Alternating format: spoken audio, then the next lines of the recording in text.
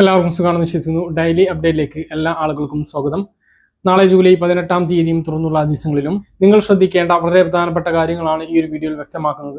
വീഡിയോയുടെ വിശദാംശങ്ങളിലേക്ക് കടക്കുമ്പോൾ കൂടുതൽ ആളുകളിലേക്ക് ഇൻഫർമേഷൻ എത്താൻ ഷെയർ ചെയ്യുക, ലൈക്ക് ചെയ്യുക, ഫേസ്ബുക്കിലൂടെ കാണുന്ന ആളുകൾ ഫോളോ ചെയ്യുക. വീഡിയോയുടെ വിശദമായ വിവരങ്ങളിലേക്ക് വരാം.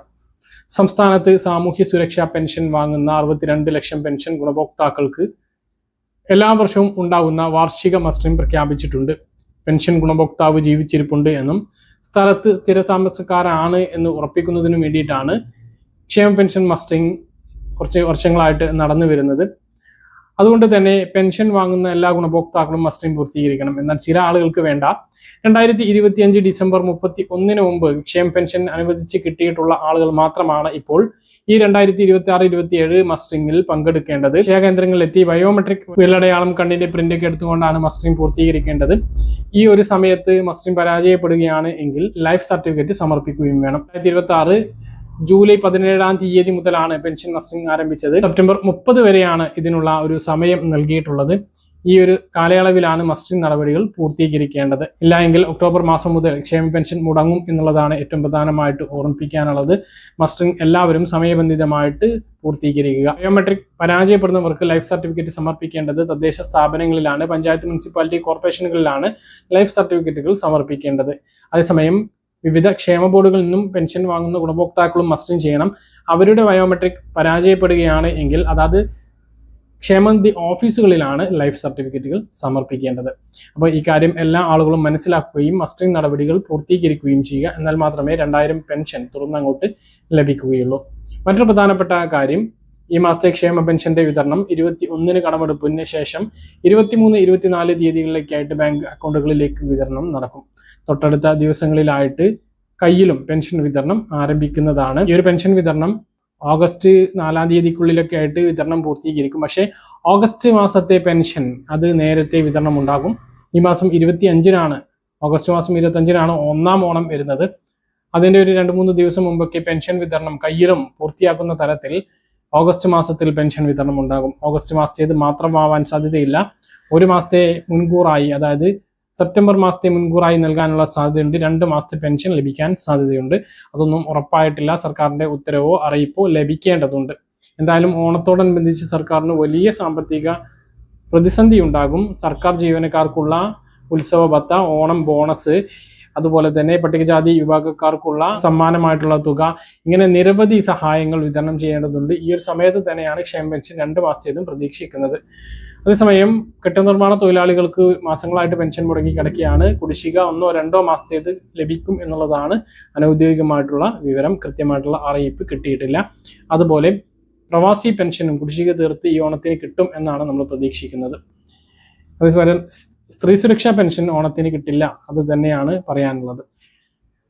ഒഴിവാക്കൽ മാനദണ്ഡങ്ങളിൽ ഉൾപ്പെടാത്ത നീല, വെള്ള റേഷൻ കാർഡുള്ളവർക്ക് സൗജന്യ റേഷനും സർക്കാരിന്റെ മറ്റ് സൗജന്യ ചികിത്സ, സൗജന്യ വിദ്യാഭ്യാസം ഉൾപ്പെടെയുള്ള ആനുകൂല്യങ്ങളും പഞ്ചായത്ത് തലങ്ങളിലൂടെ അപേക്ഷിക്കുമ്പോൾ കൃത്യമായിട്ടുള്ള ആനുകൂല്യങ്ങൾ വേഗത്തിൽ ലഭിക്കുന്നതിന് വേണ്ടി BPL റേഷൻ കാർഡിന് അപേക്ഷിക്കാനുള്ള സമയപരിധി ജൂലൈ 17-ൽ നിന്നും 20 വരെ നീട്ടിയിട്ടുണ്ട്. ഇനിയും അപേക്ഷിച്ചിട്ടില്ലാത്ത ആളുകൾ ഉടനെ അപേക്ഷ നൽകാൻ ശ്രദ്ധിക്കുക. ഒരുപാട് ഒഴിവുകളാണ് സംസ്ഥാനത്ത് BPL വിഭാഗത്തിൽ ഉള്ളത്. 1.5 ലക്ഷത്തോളം ഒഴിവുകൾ ഉണ്ട്. ഓണത്തിന് മുമ്പ് 1.5 ലക്ഷത്തോളം BPL റേഷൻ കാർഡ് വിതരണം ചെയ്യുക എന്നുള്ള ഉദ്ദേശത്തോടു കൂടിയിട്ടാണ് ഇപ്പോൾ അപേക്ഷ ക്ഷണിച്ചിട്ടുള്ളത്. ഇനിയും അപേക്ഷ നൽകാത്ത ആളുകൾ അപേക്ഷ നൽകാൻ വേണ്ടി ശ്രദ്ധിക്കുക.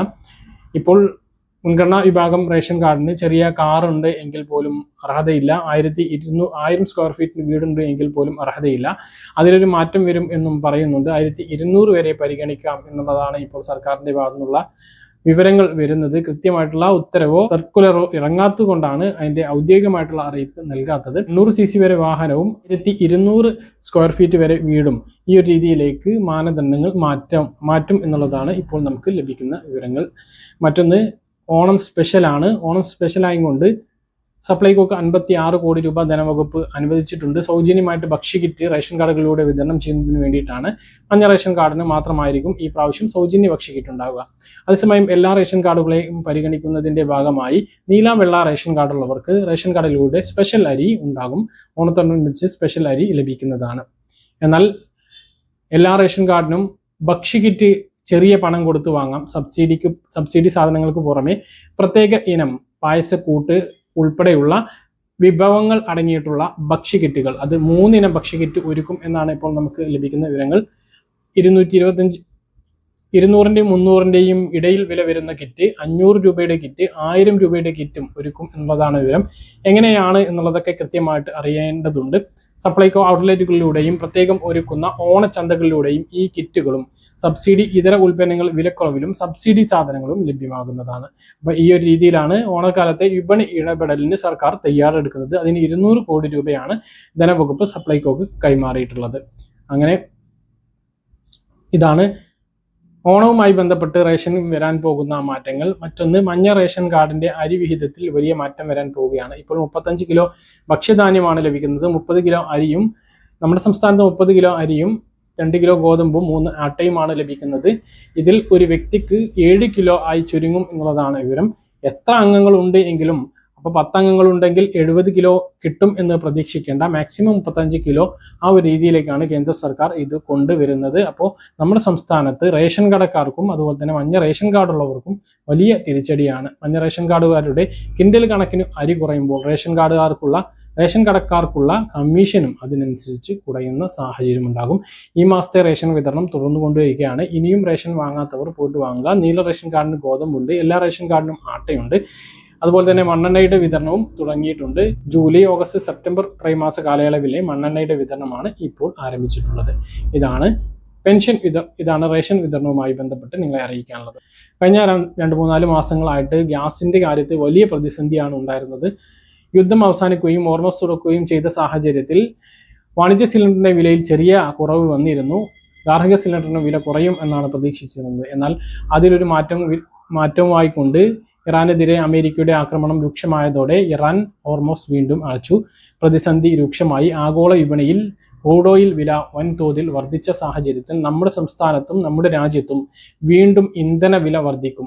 ഗ്യാസ് വിലയും പെട്രോൾ ഡീസൽ വിലയും വർദ്ധിക്കും എന്നുള്ളതാണ് റിപ്പോർട്ടുകൾ വരുന്നത്. ഗ്യാസ് വില നിലവിലെ സാഹചര്യത്തിൽ വാണിജ്യ സിലിണ്ടറിന് മാത്രമാണ് വില കുറച്ചിട്ടുള്ളത്.